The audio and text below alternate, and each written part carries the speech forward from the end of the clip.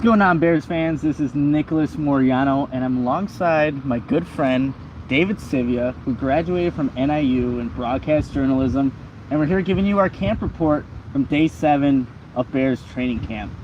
David, this is your first time here at Bourbonnais. This year, first timer.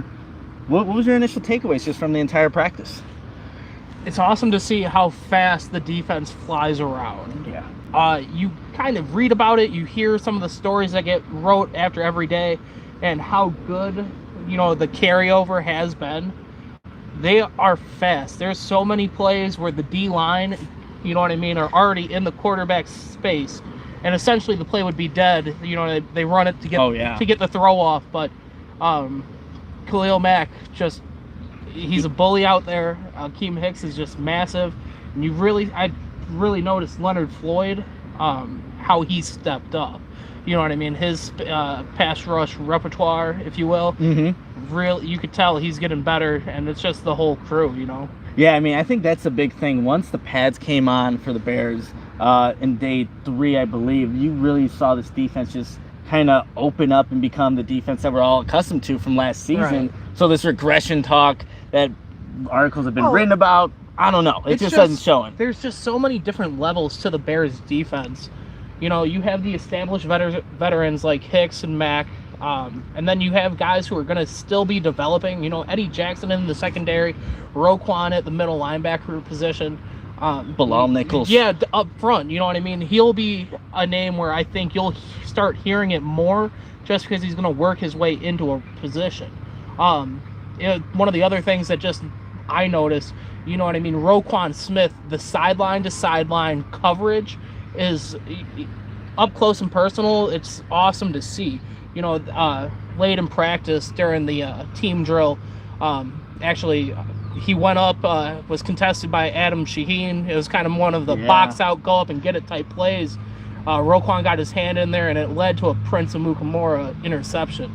So you really see that type of stuff in his development. He didn't have a training camp last year, and he still put up awesome numbers. I believe it was like 120 something tackles, and so many pass breakups and whatnot. I think having a full year training camp under his belt, we'll see the development. I don't think there's a whole lot of regression that's going to be taking place. I don't either. And the play that David was alluding to was a team drill in the red zone where it's the first team offense versus the first team defense. Mitch To Biscay throws a fade route to Adam Shaheen, and Roquan Smith, like you said, gets his hands in there, ends up in Prince Amukamara's hands. Then at some point got lateral to Eddie Goldman, who takes it back for 6 of the opposite end zone. Yep. Hey. How's it going, you guys? Yeah, that was a really cool thing to see. You could tell these guys are having fun out there. Prince had, was dead in his tracks, but, it was the last rep for the first team. And, Eddie Goldman was standing about midfield. And, his eyes lit wide up when he got the ball. You could tell the big guy doesn't really see it as much, but they hustled down 60, 70 yards, and the entire defense joined them. You can tell these guys are having fun flying around out there. They definitely are. And we were talking about Khalil Mack earlier, there was a play where David Montgomery gets through the line of scrimmage, is going towards the left corner of the end zone. Of course, number 52 is just trailing behind him, ready to poke the ball out. I think that might just be a veteran move, not letting the rookies get comfortable, something like that. It was, Khalil Mack never gives up on a play, and he did not let the rookie, get his little time in the spotlight just to get to the goal line. I think that just some him being a veteran and, not letting the rooks be comfortable. Exactly, and you know what? Throughout training camp, each and every day, whenever the defense comes over, number 52, Khalil Mack is always the first one running to, these team drills. He's ready. We've kind of noticed it together. Khalil Mack, full-on sprint once they got into the team drill. Leonard Floyd was kind of right there, but there was no one even close to him, afterwards. You love to see it because he's essentially the heart and at least the heart, Some other players on the defense are the soul, the beat, and whatnot. But I don't think he's gonna. These guys have a chip on their shoulders, and they're really showing it by flying around out there. Yeah, and obviously Khalil Mack is the highest paid defensive player in the league, and you know how some players may get their money, and they depends on how they kind of carry themselves. Khalil Mack's the same person, regardless of the money, going to lead by example, and that's what you want to see out of the number 3 best player in the league, according to the NFL. 100%. He has a chip on his shoulder, obviously, you know what I mean? They're looking to go farther this year than they did last, and they want to play at that same high level, and it's awesome to see. You know what I mean? Just the tenacity throughout the entire D, you know what I mean? A lot of opportunistic plays. Prince had 2 picks, you know what I mean? Yeah, in today's practice, yep. Allen Robinson, it looked like he lost his footing a little bit, but Prince was right there, you know what I mean? He didn't lose stride on one of Mitch's throws, so... Yeah, absolutely. I mean, might as well just kind of stick with this defense, kind of the other takeaways. Like you just alluded to, Prince Amukamara did have 2 interceptions, took advantage of that Allen Robinson slip-up. In terms of Kyle Fuller, the other starting corner, didn't really see much from him in this practice. I know in the one-on-one drills that were on the opposite end from where we were at, I know Javon Williams got the better of him in a one-on-one drill, but... Yeah, but you know what I mean? These guys are out there competing every day. Mm-hmm. It's just going to be competition, you know what I mean? One player is not going to win every matchup. And that was going to be one of the things I brought up next, is just how deep the wide receiving core is. Yeah. You look out there, and, Javon Wims, he's really come a long way, for being a 6th or 7th round pick. Yeah, 7th round, yep. Riley Ridley was out there. He made some real good catches, too. There's just competition all over the field, Taylor Gabriel going down the field against a Leonard Floyd, you know what I mean? Just the size comparison. You see how fast he is. You hear a lot of things about, is the offense going to take that next step?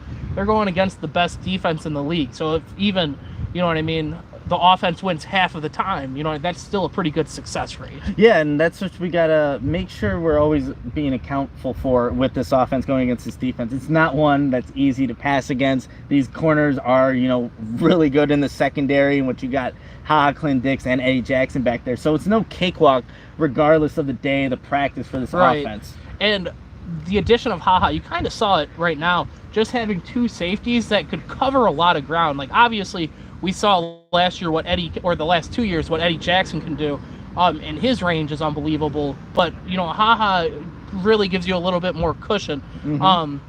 Kyle Fuller and Prince are pretty lucky to have 2 safeties back there who, have a pretty good range. Yeah, and that allows these corners to, take more of those risks, those opportunities to jump these routes when you have 2 guys that have the range that they do. Yeah. But I think you mentioned a good point about the wide receivers and Riley Ridley. Today was really the first day that we saw a lot of action from him, because yesterday was the first time he was actually in full pads, good to go. He made a lot of catches today, mostly with the second team, third team offenses, but he was out there being targeted from Chase Daniel, Tyler Bray. That's what you want to kind of see. Yeah, he's taking advantage of the reps that he's given. You know what I mean? When his number was called upon, I believe he might have had a drop. A drop, yeah. But you know what I mean? I know there's 2 or 3 plays where they were pretty difficult snags, you know what I mean? That over Duke Shelley, yeah, he was in coverage there. That he went and finished. It's just awesome to see, These guys are out there challenging each other, pushing each other, and it'll be real nice to see, how deep the skill positions are. Something else we noticed is Cordarrelle Patterson, how versatile he's kind of been lining up. Took a lot of snaps at running back, had him in the slot, had him on the outside. A lot of impressive catches. I believe there was like 2-3 play stretch in a row where, you know what I mean, it was a handoff, a catch, and another handoff to Cordarrelle in different, formations. Yeah, and that's like the good thing about Cordarrelle Patterson being the versatile guy that he is. Like earlier on in practice, to start off, he was repping with the running backs, just getting handoff drills. Then he'll go to the wide receivers, working with them, and then the sequence of plays you just mentioned, he gets a handoff, is able to go burst off the left side for a big gain. Then he gets a pass on the left side of the field for a good gain in the passing game. So just showing the versatility for Cordarrelle Patterson and what Matt Nagy can do with him and that creativeness. It's going to be awesome to see the added wrinkle that gets put in. You know what I mean? They had so much versatility last year with Tariq and how they used, Trey Burton and all the different weapons. But just to have another guy who's just going to be, teams, you can't game plan, you know what I mean? For all these weapons. You can't take them all the way. It's going to be very difficult. It is, and that's a good thing for the Bears and a bad thing for the 31 other teams that are in the NFL. For sure. It's going to be tough. One of the other things, you know what I mean, that just really stood out was some tight end play. Yeah. Not having Trey Burton on the field really is... It's getting interesting. Yeah, 100%. Adam Shaheen, you know what I mean? He's been dealing with the lower back, you know what I mean? He had some work done on it, you know what I mean? Some massaging and whatnot. Yeah, they got the massage gun out earlier, and Adam Shaheen was just kind of doing that to himself. Yeah, when he was on the sideline there. You know what I mean? He had a few check down receptions. The two guys, there was two backups who undrafted free agents, I believe, Mm-hmm. who really were stepping up on second and third team. But the depth on the tight end, you know what I mean, something to monitor, you know, going forward. And I know early on Adam Shaheen had a drop. I tweeted that out, and that he was like picking up from yesterday, but there really wasn't a lot from the first string tight ends. Ben Broniker, I think, had a couple catches, but it was mostly the guy who had like the practice of his life was Ellis Richardson, backup tight end. He did most of his work, obviously, with the third team offense, but in terms of the tight end play overall, most of the production came from the backups as opposed to, those starters that were in. And I mean, it's not that that's an issue when you have Adam Shaheen, who's still coming back from injury. Trey Burton didn't practice again. We'll see if maybe the Bears alluded to as to why he's still not out there practicing, maybe just precautionary for week one. Obviously, he's coming off surgery this offseason. But yeah, not much from the first string tight ends today. No, the good thing that I think it is doing is kind of solidifying, you know what I mean, showing the Bears what they have if they need to hold on to something outside of, like we had mentioned, Trey Burton, Adam Shaheen, Ben Broniker, and whatever the project you want to say about Bradley Soul. Yeah.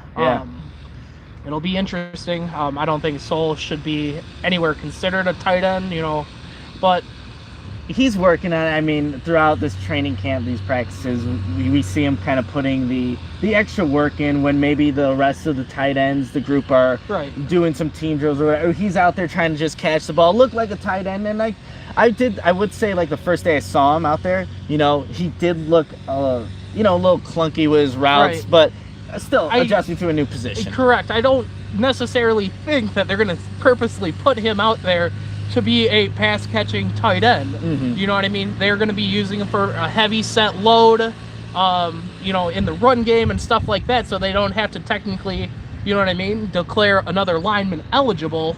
But at the same time, you know what I mean, he's a project, and that's essentially, what you kind of expected out of him. Yeah, being a former offensive lineman going to tight end, so a bit of a transition there.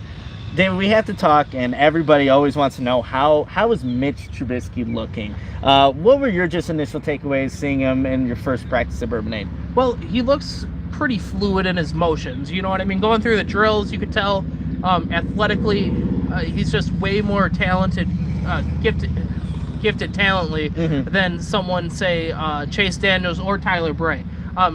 The fluidity of his movements and everything is awesome. When he was in team, he wasn't really forcing anything. I wouldn't necessarily say he had a bad practice. He did get picked off twice. One, like we mentioned earlier, where Allen Robinson had a little slip up, yeah, and Prince just stayed on it, and then the second Prince pick. Yeah. So it's interesting to see. The pieces are in place for him to take that next step. People worry about how he performs in camp. But like we were talking about earlier, you have the number one returning defense across from you. It's hard to be putting together, good, consistent practices when you have arguably the best player in the NFL and Khalil Mack rushing after you every play. You know what I mean? Just so much talent on the other side of the ball.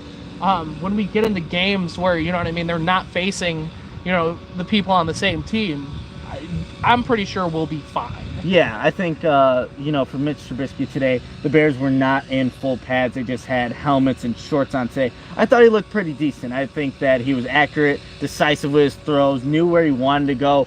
Like we alluded, he got picked off in that one play, and he gave an opportunity to Adam Shaheen to the other one. It was good ball placement. It Yeah, wasn't right. a bad decision. Just a hell of a play by Roquan Smith there. So I think Trubisky had a good practice, showed what you wanted to see from him. I know we joked early on where Mitch was just warming up and they had two coaches, one on each side, and he threw to his left. I'm like, oh, that destroys the narrative. He can throw to his left. But I think Mitch Trubisky overall had a decent practice today, and that's your Mitch update. Was there anything, and I know offensive line play is so tough to gauge, especially in these practices when, one, the defense really can't get after it and kind of go to the quarterback, but was there anything that maybe stood out to you out of all facets of the offensive line, first, second, or third string? Just how, you know what I mean, there's a lot of competition, and they're going to be trying to get those offensive linemen out into space to block for these more shifty guys. You know, the David Montgomery is the farthest thing from Jordan Howard. Oh, yeah. Mike Davis, you know what I mean, he is a pretty, you know what I mean,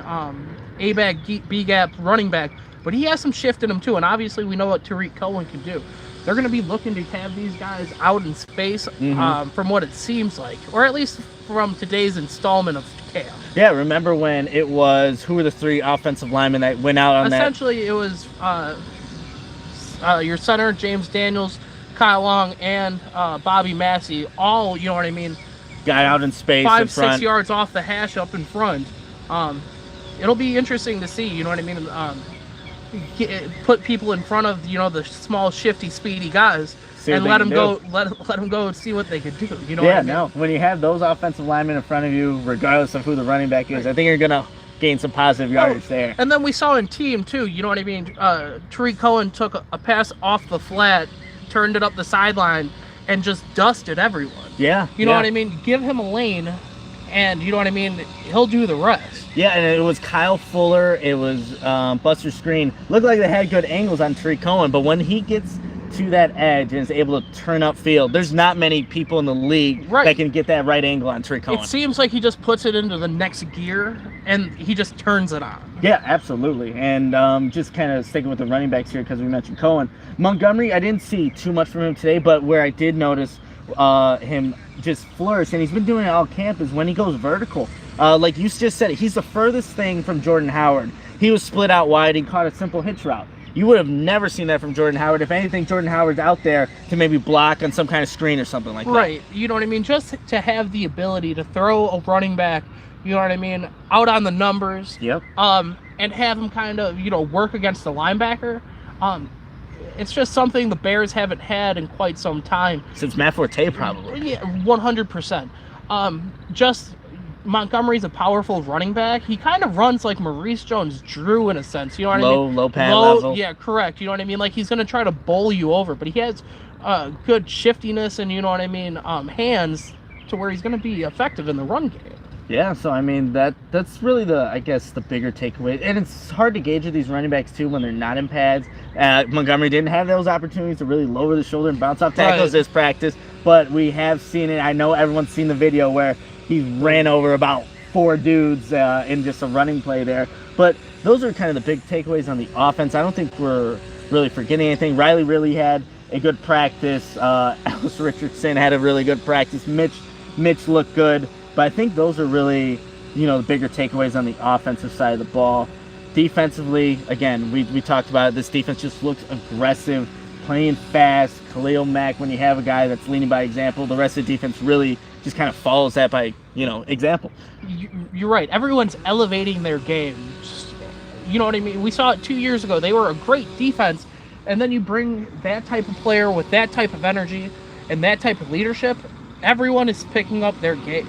Yeah. It's awesome to see, you know, and it's just leading to just better competition on the field. We saw it with Prince and Anthony Miller. You know what I mean? They were lined up across for each other for one too many plays, and these guys were jawing at each other. John, there's a little shove at the end there. I'm pretty sure everything's all good. Oh, I know someone mentioned the culture, like the Bears players shouldn't be doing this. That's just competition. They both, you know, got in each other's face, and that's quite all right. It's team competition, you know. As soon as Thursday comes, and they're all wearing, you know what I mean? Same uniform, same uniform, and they have, you know, a different team lined up against them. Everything, all of that stuff's going to go out the window, you know what I mean? Prince had a great year last night, and you know what I mean? He's trying to elevate the other guys to, you know, rise to that level. Because if they could beat the defense, who's going to stop them? Exactly. If the Bears offense can, beat this, there's not a lot of teams that they can't go up against, regardless of the week, and dominate. And that's what we want to see. And I think today was a good practice from, overall in general, a good practice from offense, defense. What was interesting today, David, and being the one time that you'll be able to come to training camp, you didn't get to see the kickers kick field goals. This is the first time out of all the times that I've been here, and now 7 days, that the Bears did not have Elliott Fry or Eddie Pinheiro kick field goals. The only thing they kind of worked on, not unless by the time we left they kicked the field goal, I doubt it, was they worked on some onside kicks. Correct, yeah. It is kind of, you know what I mean? You kind of want to buy into the storylines and everything, see how everyone's doing. Not real sure what's the whole point with that, but I thought it was interesting because the Bears released their first official depth chart today. They didn't have, a kicker 1, kicker 2. Yeah. The starting kicker position actually says Eddie Pinheiro or Elliott Fry. Right. So they're not giving any of these guys, a nod, or they're not showing that one's in the lead, kind of letting them get the chip on their shoulder. They're letting these guys go out and compete. It's going to be something where they determine it, week 4 of the preseason. Yeah, how do you feel? Do you want? So I asked Will on an earlier podcast. Would you rather have one guy just kind of take away this, run with this competition, be the guy, and another one fades out, or would you rather have it they're neck and neck all the way to the end, and then you have to determine, like you said, by week 4? Is there a preference there? I'm fine with a neck and neck battle. It's one of those things. It's just like competition brings out the best in everyone. Let these guys earn it. Let them prove to you that, they're the kicker that should be on the team at the end of the season. Yeah, that's going to be interesting how it plays out, because here at training camp, when the kickers get out there, it's not time to go to the bathroom, not time to go get a burger or food or a drink. Everybody is watching. I guarantee, there's 31 other teams, and no one follows the kicker competition quite like we do here, closely as they are right here in Bourbonnais. Yeah, no, it's an interesting thing to watch. Too bad we didn't get to see it today. Before we kind of collect all of our thoughts here, we have to announce the winner. I didn't get a chance to do it yesterday because my phone crapped out on me, overheated, and I had to do some unorthodox podcast, kind of walking around. So I didn't have a chance to announce the winner of the 500th reviewer on the Apple iTunes. So, random draw came out to reviewer Doug Father. And Doug Father, you are the winner of the free Bears jersey. What you can do, you can either reach us on Twitter on a DM, send a message on the Facebook page, or you can email Will at chicagoaudible.com. Get in contact with us. Your free jersey is waiting for you, and hopefully if you're going to a preseason game, or if you're going to a game, you'll have that by, soon, hopefully. Soon, whatever. And we were actually talking about the jerseys before we came in.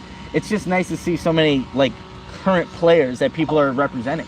Yeah, most definitely. Last year when I was here 2 years ago, you would see a lot of Urlachers, a lot of Julius Peppers, Fortes, Cutlers. You know what I mean? Yeah.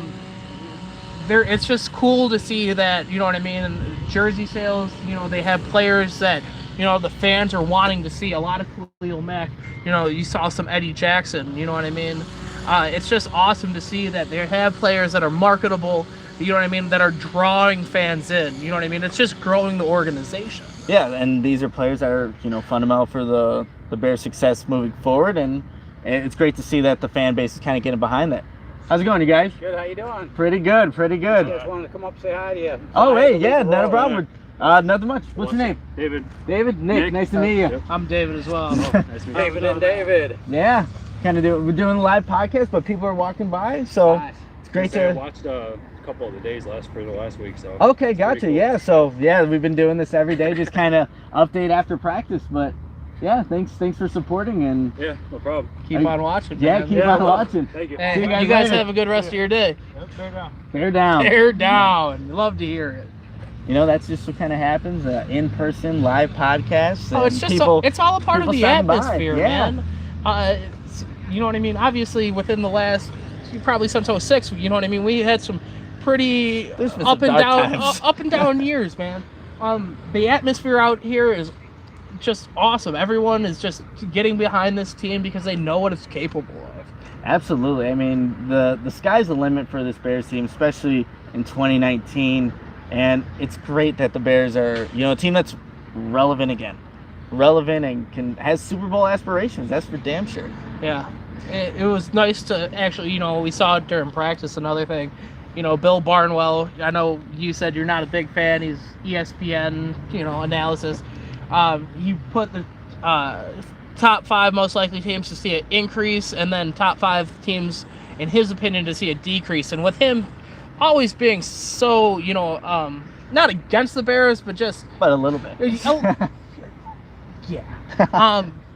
You know what I mean? The Bears weren't one of them. It was the Rams, the Saints, the Cowboys, just of overall throughout the league. So the guy might not like the Bears all too much, but at the very least, you know what I mean? Those were 3 other division NFC winning NFC teams last year, and he thinks they're all going to get worse. Hey, so as long as the Bears aren't on that list, again, his opinion, but I think the Bears are in good shape. David, was there, not just kind of trying to recollect all of our thoughts here, anything else that everybody needs to hear? This is the last day that I'll be here. The Chicago Audible will be recovering camp. The Bears, they're wrapping up camp after this weekend anyway. Mm-hmm. So, just to remind everyone that football's back. There's training camps essentially over. These guys are going to be at Hallis Hall come next week. And this is where, the process really starts. The veterans who need to lock their spots in. The undrafted free agents who need to make their opinions, make their impressions, stronger. Yep. This is where, the going gets tough and the tough get going. Yeah. We're really blessed to have such 2 really good first units, but for the guys who, are kind of fighting for those spots, it's time, It's time to make some plays, make some good lasting impressions, and they can do that starting Thursday against the Carolina Panthers for their first preseason game of the season. And then, like David just said, football will be officially back.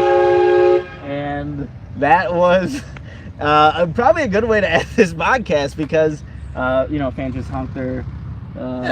honked them, and but like you said, it's been a good time here at Bourbonnais. And football is back, but I think that's going to conclude it for this episode of the Chicago Audible podcast. Thank you for everybody that's been tuning in, checking out these reports. Thank you, David, for first timer on the podcast. Thank you for having me. What I mean? Chatting with you about, the best thing in the world, Bears football, is always a pleasure. You know what I mean? And I can't wait to see what happens from going here forward. So. Yeah, absolutely. And that's just going to wrap it up. Again, thank you for everybody tuning in, and we'll see you on Thursday when we have our first post-game podcast of the year after the Bears, dominate the Carolina Panthers. But until next time, bear down, Chicago. Bear down.